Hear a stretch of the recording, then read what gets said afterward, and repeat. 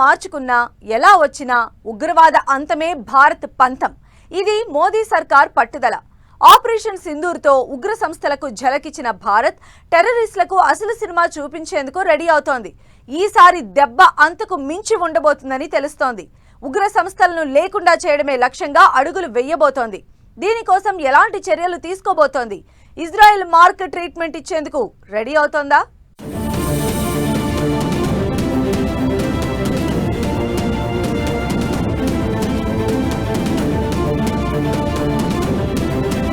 ఉగ్రవాదంపై పోరులో భారత్ తగ్గేదేలే. ఉగ్రవాదం ఏ రూపంలో ఉన్నా అంతమే. ఉగ్ర సంస్థలకు Israel mark treatment. Israel India పరిస్థితులు సేమ. ఉగ్రవాదులకు అసలు సినిమా ముందుందా?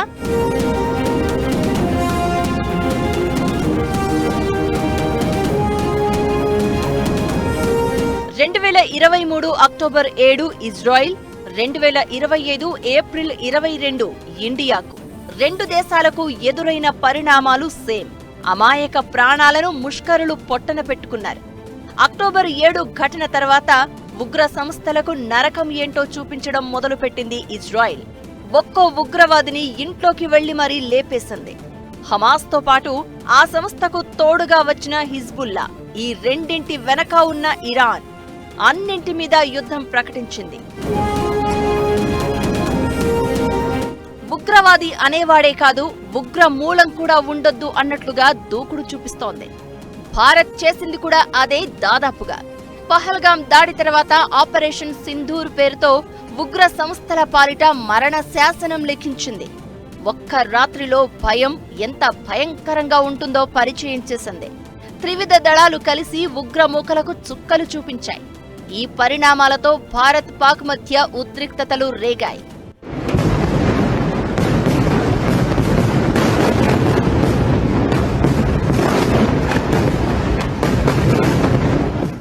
నిజానికి ఇజ్రాయెల్ ఇండియాకు మధ్య ఉగ్రవాదంపై పోరాటంలో చాలా పోలికలు ఉన్నాయి. భారత్తో బార్డర్ పంచుకుంటున్న పాక్, లష్కరే తోయిబా, జైషే మహమ్మద్ లాంటి ఉగ్రవాద సంస్థలను పెంచి పోషిస్తుంటే, హమాస్, ఇస్లామిక్ జిహాద్, హిజ్బుల్లా లాంటి సంస్థలకు ఇరాన్ మద్దతుగా నిలుస్తోంది.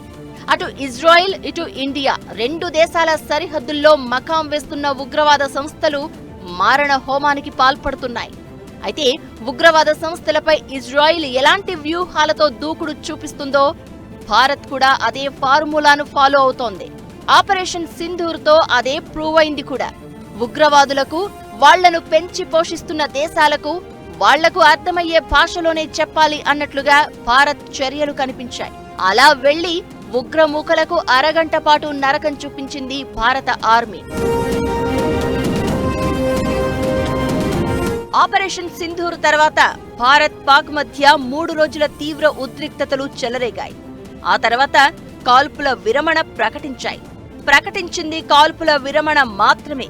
ఉగ్రవాదంపై పోరాటం, ఆపరేషన్ సింధూర్ ఆగేదే లేదు అని భారత్ సర్కార్ ప్రకటించింది.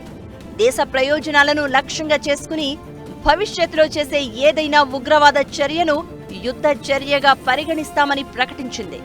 ఈ నిర్ణయంతో భారత వైఖరి ఇజ్రాయెల్ తరహా లాంటి మార్పును సూచించింది. ఇజ్రాయెల్, అమెరికా లాంటి దేశాలు తమపై ఎలాంటి ఉగ్రవాద బెదిరింపులు లేదంటే చర్యలు ఎదురైనా తక్షణ యుద్ధ చర్యలకు దిగుతాయి. ప్రస్తుతం భారత్ తీసుకున్న నిర్ణయం కూడా అలాంటిదే. జైషే మహమ్మద్, లష్కరే తోయిబా ప్రధాన కార్యాలయాలను గుర్తుపట్టలేని స్థితిలోకి తీసుకొచ్చింది భారత ఆర్మీ. ఉగ్రవాదంపై పోరులో ఇది మొదటి స్టెప్ మాత్రమే అన్నట్లుగా సంకేతాలు పంపింది. ఇకపై ఉగ్రవాదం అన్న మాట కూడా వినిపించొద్దు అని ఫిక్స్ అయింది.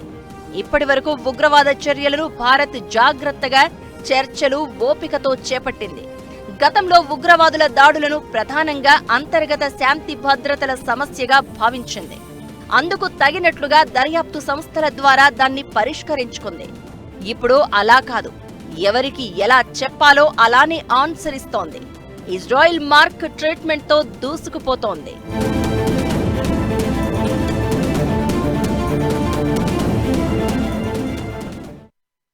ఇప్పటి వరకు ఒక లెక్క, ఇకపై ఒక లెక్క. ఉగ్రవాదం అంటే యుద్ధమే. ఉగ్రవాది ఎక్కడున్నా, ఎక్కడ దాక్కున్నా వెంటాడుతాం, వేటాడుతాం. ఇది ప్రపంచానికి భారత్ పంపిస్తున్న సందేశం. ఉగ్రదాడి జరిగితే చర్చలు, సహకారం కోసం సమావేశాలు ఉండవు. ఎయిమ్ చేసి ట్రిగ్గర్ నొక్కడమే. పక్కా ఇజ్రాయెల్ ఫార్ములాను ఫాలో అయ్యేందుకు భారత్ ఫిక్స్ అయింది. మరి ఉగ్రవాదంపై పోరాటంలో భారత్ అసలేం చేయబోతోంది? ఒకప్పుడు ఉగ్రవాదం విషయంలో భారత్ దౌత్య విధానాన్ని ఫాలో అయ్యేది. వాళ్లే తప్పు చేశారని ప్రూవ్ చేసిన ఉగ్రవాదులను మేపుతూ రక్షించే పాక్ వాళ్లను అప్పగించేది కాదు. మసూద్ అజార్తో పాటు హఫీజ్ సయీద్కు భారత్లో జరిగిన అతిపెద్ద దాడుల్లో హస్తం ఉందని తేలినా వారికి పాక్లో సురక్షితమైన భద్రత కల్పించారు. లష్కరే తోయిబా హెడ్ సయీద్ను అంతర్జాతీయ ఉగ్రవాదిగా ప్రకటించి శిక్ష విధించినప్పుడు కూడా అతన్ని అప్పగించకపోగా పాక్ ఆతిథ్యం ఇచ్చింది. అయితే ఇకపై అలా చెల్లదు. ఉగ్రవాదాన్ని యుద్ధ చర్యగా పరిగణించాలని ప్రభుత్వం నిర్ణయించడంతో సీన్ మొత్తం మారిపోనుంది. ఖచ్చితమైన దాడులతో పాటు పూర్తి బలంతో ఉగ్రవాదంపై భారత్ ప్రతీకారం తీర్చుకునే అవకాశం ఉంటుంది. ఒక రకంగా ఇజ్రాయెల్ తరహా ఫార్ములా ఇదే.